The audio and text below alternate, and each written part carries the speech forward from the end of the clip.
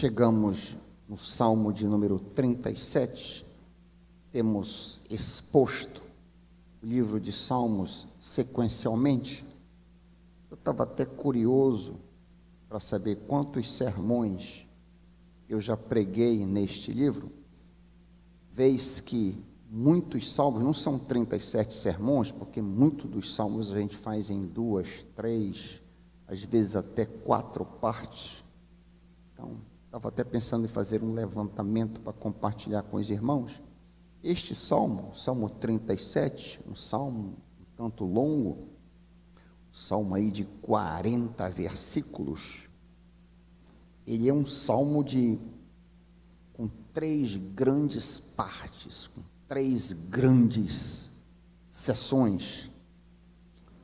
Note que este salmo, 37º salmo, foi escrito por Davi já na sua velhice. Como podemos saber disso? Olha para o versículo 25,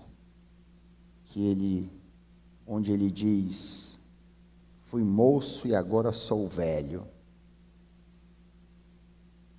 Então ele já está numa idade avançada quando ele escreveu esta canção. Este salmo, Salmo 37, e alguns outros poucos salmos, caem dentro de uma categoria da chamada literatura sapiencial.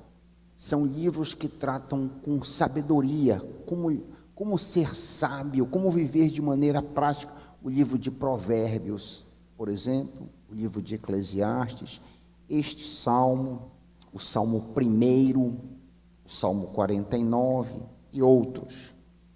Então aqui, diferente da esmagadora maioria dos salmos, não há uma única oração.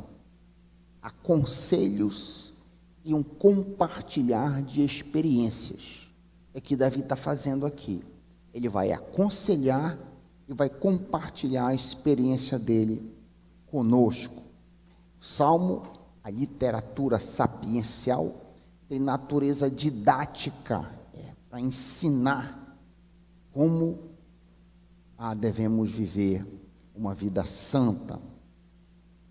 Então, com o texto aberto, nós temos aí os primeiros 11 versículos que eu intitulei de Conselhos para os Crentes Perplexos. Os primeiros 11 versículos que nós vamos trabalhar nesta noite. Aí a outra grande seção vai do versículo 12 ao versículo 24, triunfo dos crentes e efemeridade dos ímpios. E por fim, a seção ainda maior, 25 a 40, a sabedoria dos crentes que honram a Deus. Vamos orar para que o Senhor ministre aos nossos corações. Pai, fala aos nossos corações hoje à noite, abre as nossas mentes, nos dá entendimento, nos ensina como Davi está querendo fazer, querendo dar conselho, nos dá conselho, papai, em nome de Jesus, amém. Então, você com o texto aberto, eu não vou ler como faço sempre a leitura da peça inteira, eu vou ler ao longo da caminhada, porque o texto é muito longo. Então nós vamos cobrir apenas essa primeira sessão, vamos trabalhar os primeiros 11 versículos, e a primeira estrofe dessa primeira sessão são 5 estrofes, 5 conselhos na primeira sessão. A primeira estrofe eu chamei de o crente não deve invejar o ímpio. Versículo 1, acompanha comigo na tua tradução, Salmo 37, 1. Não te irrites por causa dos malfeitores, nem tenhas inveja dos que praticam o pecado. Deixa a tua Bíblia aberta, vamos caminhar juntos. Se nós não tivermos cuidado, nós corremos o risco de querer comparar a nossa sorte com a sorte do ímpio. Se nós não tivermos cuidado, nós corremos o risco de comparar a nossa situação com a situação do homem pecador, do homem sem Deus. O problema da prosperidade do ímpio é um problema muito antigo, e Davi está lidando com este problema aqui neste salmo. Questões que atormentavam os escritores do Antigo Testamento e que atormentam alguns de nós, do tipo: qual a razão do crente estar doente e o descrente sadio? Qual o motivo do santo perder o emprego e o pecador ganhar uma promoção? Por que a mulher ímpia consegue engravidar e muitas das vezes a mulher santa não consegue engravidar? Qual a razão do ateu enriquecer e o crente enfrentar dificuldades financeiras? O ponto é um só: por que muitas das vezes o ímpio, o homem sem Deus, está cheio de prosperidade, cheio de saúde, cheio de forças, enquanto o homem de Deus está lutando, está patinando, está enfermo, está enfraquecido? Essa é a questão que está norteando toda esta canção. Nem de longe Davi está sozinho com essa questão, a questão da prosperidade do ímpio e o fracasso do crente. Talvez em toda a literatura sapiencial que lida com essa questão, eu acho que o locus classicus, o local mais excelente, o local, digamos assim, maior disso, é o Salmo 73. Imagino que a maioria dos irmãos conhece. Deixa um dedo aí no Salmo 37 e te volta para Asaf, no Salmo 73, que ele lida com isso como ninguém. Ele faz as perguntas angustiantes como ninguém, e ele mesmo responde à situação que eu acabei de descrever.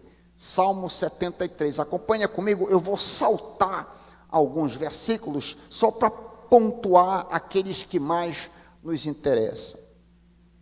Eu quero começar aqui no versículo 2, Salmo 73, 2. Quanto a mim, os meus pés quase tropeçaram, por pouco não escorreguei. Ele está nessa angústia que eu acabei de dizer. Por que o ímpio prospera e o crente não? Quase tropecei. Por que razão? Verso 3.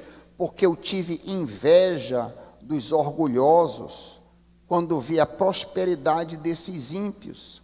4. Eles não passam por sofrimento e têm o corpo saudável e forte. Estão livres dos fardos de todos, não são atingidos por doenças como os outros homens.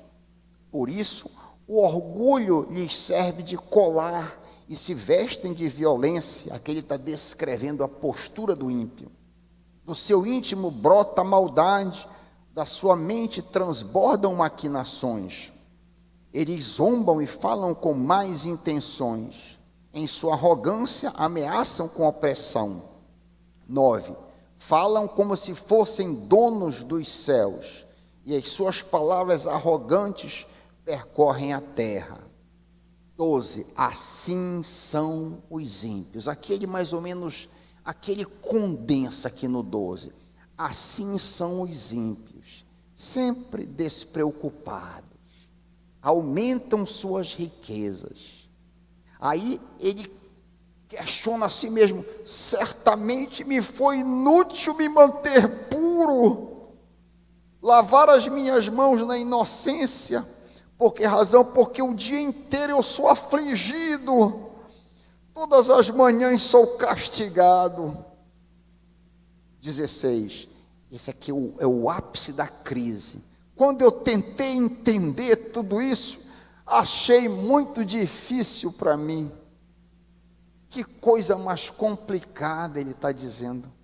Quando eu tentei entender essa loucura do homem mau prosperando e o homem santo afundando, me pareceu complicado. E é que ele oferece a solução. Olha a solução, que lindo. Olha a solução, até 17. Até que eu entrei no santuário de Deus, e então compreendi o destino dos ímpios. 18. Certamente os pões em terreno escorregadio e os fazes cair em ruína.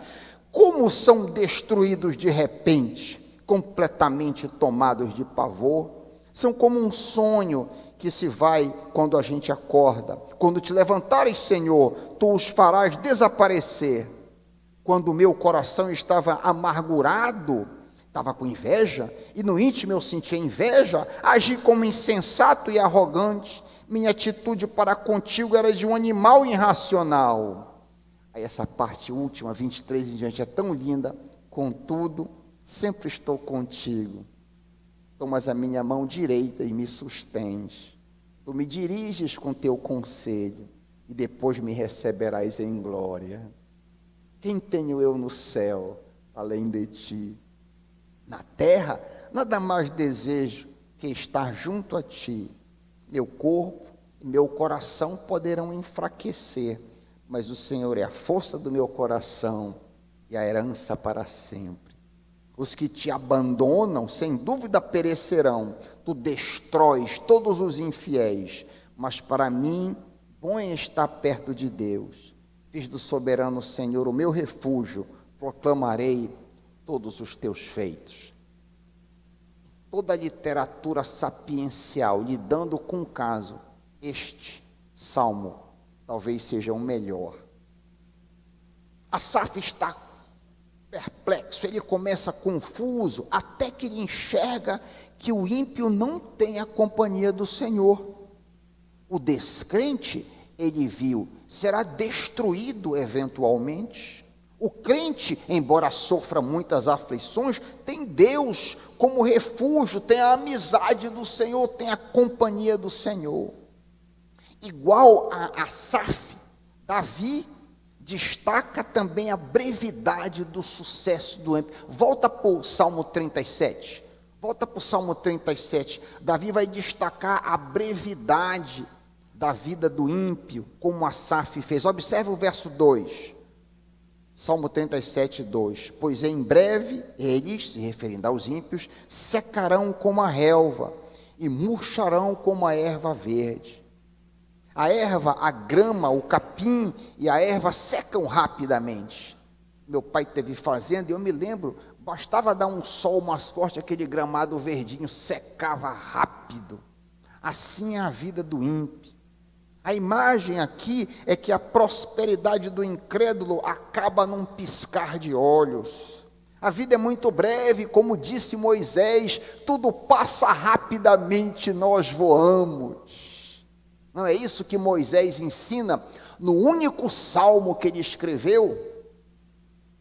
Diz ele, os anos de nossa vida chegam a 70 ou a 80 para os que têm mais força, entretanto são anos difíceis, cheios de sofrimento, pois a vida passa depressa e nós voamos. Salmo 90, verso 10. Sendo isso uma verdade inescapável, sendo as lutas e sofrimento dos crentes algo difícil de entender, como devemos agir? O que é que Davi tem a dizer para nós? Davi nos aconselha na segunda estrofe deste Salmo 37. O segundo conselho do salmista está nos versículos 3 e 4. Coloca a tua confiança no Senhor e te agrada dele. 3 e 4. O segundo conselho está aqui apresentado. Devemos depositar nossa fé em Deus. 3, acompanha comigo. Confia no Senhor e faça o bem. Habite na terra e alimenta-te da verdade. Mesmo sem entender as circunstâncias, mesmo sem compreender as lutas que atravessamos, devemos continuar crendo no Altíssimo e agindo corretamente. De capa a capa, a Bíblia nos exorta a depositar confiança em Deus. Ao invés de nos perturbar com a prosperidade do ímpio, ao invés de ficarmos injuriados com as calúnias e maus tratos que os ímpios nos fazem, devemos entregar nas mãos do Senhor, sabendo que Ele fará com que tudo redunde para o nosso bem. É exatamente isso que a gente aprende em Romanos 8, 28. Tudo coopera para o bem. O salmista ainda nos manda, faça o bem, ele diz. Aí, ainda na parte A do versículo 3, faça o bem, não é o que ele diz? Confie no Senhor e faça o bem. Lembramos da orientação de Paulo em Gálatas 6, 9 e 10. Não nos cansemos de fazer o bem, porque no tempo certo faremos a colheita, se não desanimarmos. Por isso, enquanto tivermos oportunidade, façamos o bem a todos. O crente não deve prejudicar ninguém. A mulher de Deus não deve lesar ninguém. Ao contrário, nosso papel, como dizia minha mãe, é fazer o bem sem olhar a quem. Nós devemos espalhar o bom perfume de Cristo onde quer que estejamos. Qual é o resultado de tal comportamento? De fazer o bem. Olha a parte B do verso 3. Salmo 37, 3b. Assim você habitará na terra e desfrutará de segurança. A ideia aqui é que você terá paz, terá segurança e tranquilidade se você agir benignamente. Todos nós desejamos andar tranquilos, cheios de serenidade e da proteção divina. Pois bem, eis a receita no verso 3. Coloca a tua confiança em Deus, venha o que vier, espalha o bem ao teu redor e você andará em segurança e paz. Davi segue nos aconselhando no versículo 4, texto clássico. Olha o 4, agrada-te do Senhor e Ele satisfará os desejos do teu coração. O que significa este versículo? Este texto pode facilmente ser mal entendido. Sim, em muitas situações, os nossos corações desejam coisas que não são boas para nós. Ele está dizendo que o Senhor vai satisfazer o nosso desejo, mas em muitas situações, em muitas ocasiões, nós desejamos coisas que estão fora dos planos de Deus para nós. É ou não é? Como evitar as coisas que nos são prejudiciais? Como evitar desejos que estão fora dos planos de Deus para nós? A chave para se entender esse versículo é a parte A dele. O que exatamente é agradar-se do Senhor? O que é isso? O que significa me agradar de Deus? A NVT, a nova versão transformadora, eu examinei muitas versões, mas eu achei a NVT a que melhor explica. Olha como está parafraseado. Busque no Senhor a sua alegria. Matou. Busca no Senhor a tua alegria. Busca agradar a Deus. Busca servir a Deus. Busca estudar a palavra de Deus. Resumindo, se encha de Deus. A nossa alegria deve vir em primeiro lugar em buscar o Senhor, ser sensível à sua voz, procurar entender a sua vontade e seus planos para nosso viver. Deus tem um plano para cada um de nós.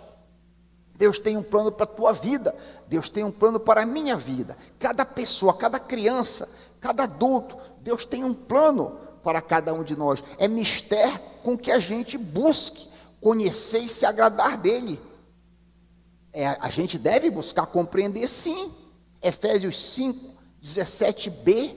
Procurem compreender qual é o plano, qual é a vontade do Senhor para as vossas vidas. Efésios 5,17, parte B. Repetindo o versículo 4 de forma parafraseada. Te enche de Deus e Ele satisfará os desejos santos do teu coração. Não é todos os desejos, é os desejos santos. Se você está cheio de Deus, você só vai querer coisa santa. Amém, meus irmãos? Seguindo este conselho, você jamais invejará a prosperidade do ímpio. Mas Davi segue nos aconselhando. Ele segue avante. Estrofe 3. Confia no Senhor para cuidar dos teus problemas. Versículos 5 e 6. Esse aqui é um outro clássico. Entrega o teu caminho ao Senhor. Versículo 5. Confie nele e o mais ele fará. É um versículo, um depósito no banco, você coloca ali uma determinada soma, certo? Você deposita ali uma determinada soma. No banco espiritual do Senhor, tu és convidado a depositar o teu problema, a tua necessidade, a tua dor, a tua situação, o teu anseio, a decisão que tu precisas tomar, o que quer que seja que esteja pendente na tua vida. Entrega o teu caminho. Esse é o primeiro ato, o ato de fazer o depósito, por assim dizer, no banco do Senhor. A segunda parte do verso 5 envolve uma atitude de confiança. Olha o que ele diz, a segunda parte: confia nele. Quando nós depositamos uma quantia no banco, geralmente nós não ficamos preocupados se o banco vai extraviar, perder ou roubar o nosso dinheiro. De maneira geral, nós confiamos no banco para proteger e gerir a soma ali depositada. Da mesma forma, Davi nos convida a ter uma atitude de confiança no Senhor para proteger a nossa mente e gerir o nosso problema, a nossa ansiedade, a nossa dor, o nosso anseio. A atitude de contínua confiança no tempo do Senhor e em sua sabedoria. Enquanto eu espero com fé, eu devo me deleitar nele, me encher de Deus e buscar conhecer a sua vontade.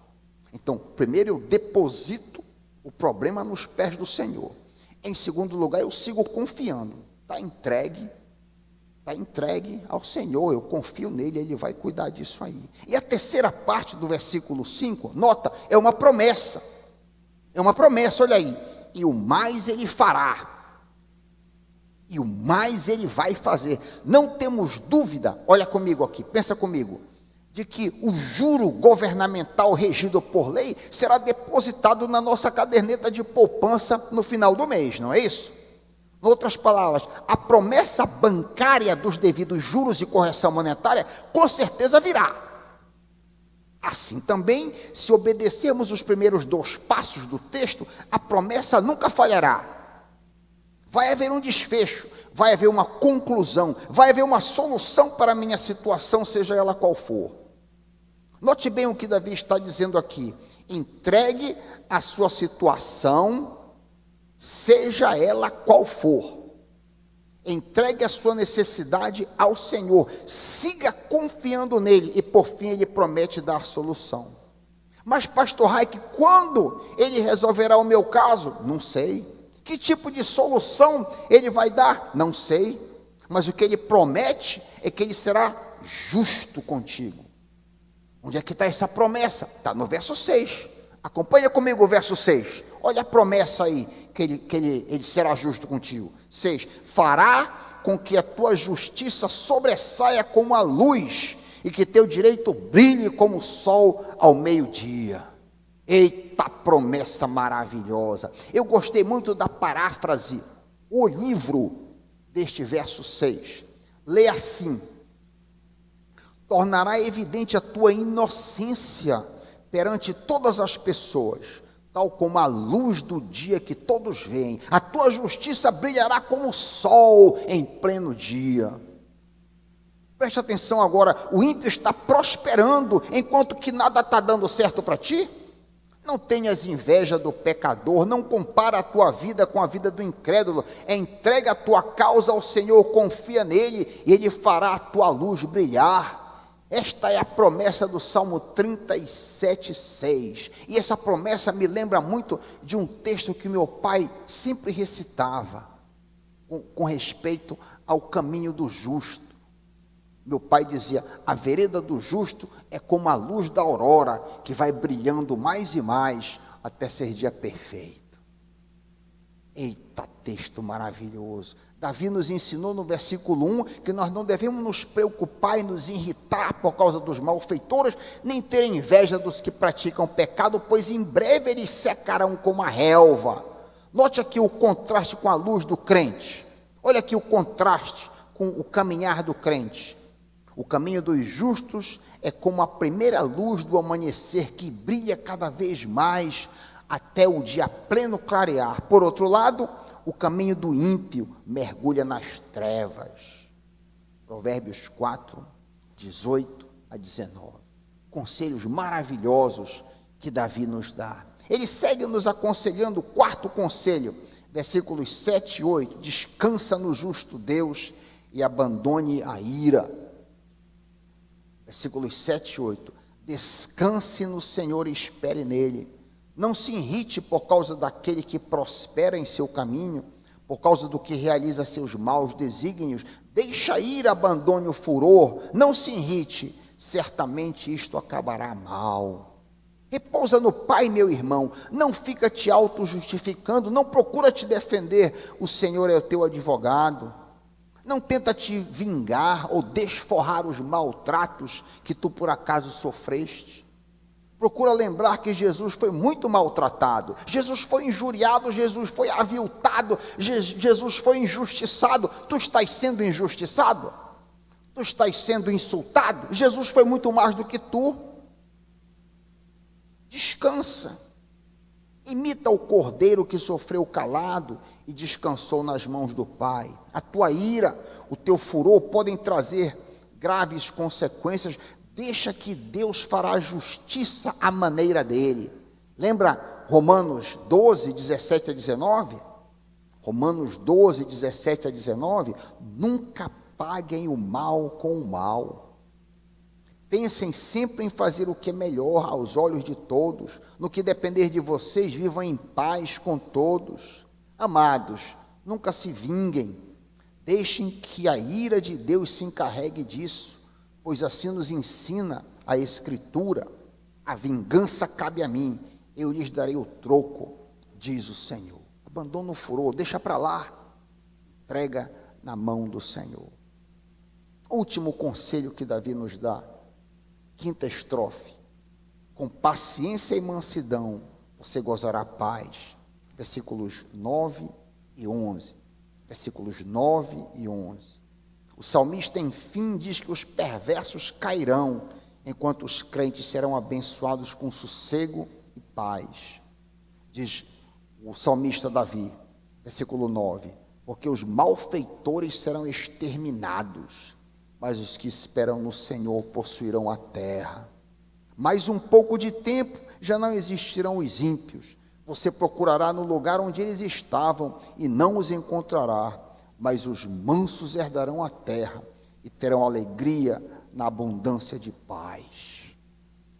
Há uma sobreposição neste quinto conselho, vez que Davi já havia falado sobre a brevidade das alegrias do ímpio, no versículo 2, e também já havia ensinado sobre a segurança do crente, no versículo 3.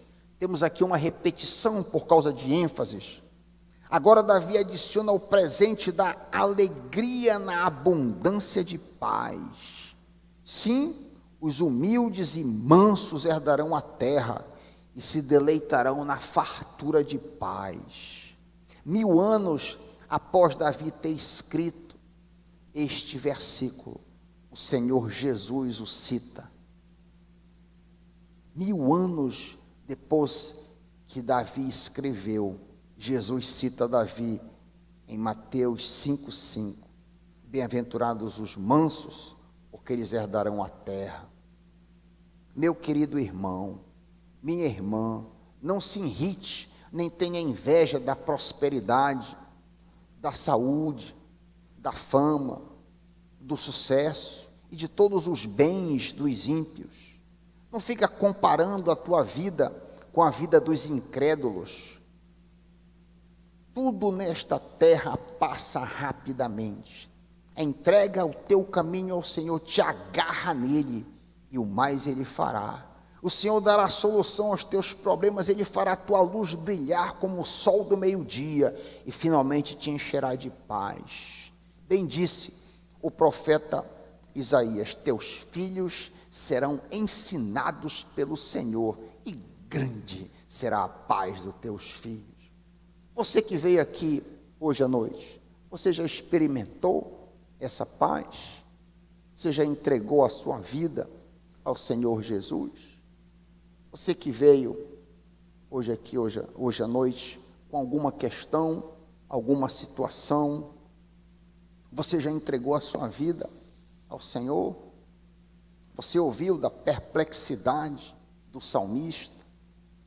Eu falei também sobre a perplexidade de Asaf, que não sabia o que fazer com o ateu ficando rico e ele ficando pobre, o ateu ímpio, saúde, e ele adoentado, perplexo diante disso. Você já passou por uma experiência assim de perplexidade? que você não compreende? Querido, entrega o teu caminho ao Senhor, confia no Senhor, não compara a tua vida com a vida dos outros. O Senhor tem paz para te dar, o Senhor tem a companhia dele para te dar, que é o maior tesouro deste mundo. Você que está aflito, você gostaria de receber essa paz hoje à noite? Você queria entregar a sua vida a Jesus? Eu pedia que os irmãos ficassem orando neste momento. Se por acaso alguém entrou aqui hoje à noite, que viu os seus pecados de uma maneira clara e desejaria um recomeço, gostaria de entregar a sua vida a Jesus, eu queria orar contigo hoje à noite. A igreja está orando por ti. Levanta a tua mão, eu queria orar contigo. Alguém, corajosamente, não fique preocupado com o que o fulano, cicrano e beltrano pensem. É só entre você e Deus. Levanta a tua mão, eu queria orar contigo hoje à noite. Alguém que nunca entregou, amém, pode baixar. Pode baixar. Há mais alguém que gostaria de receber a Cristo? Pode baixar. Há mais alguém que gostaria de receber o Senhor Jesus? Pode baixar. Há mais alguém, é uma oportunidade de você entregar a sua vida a Cristo.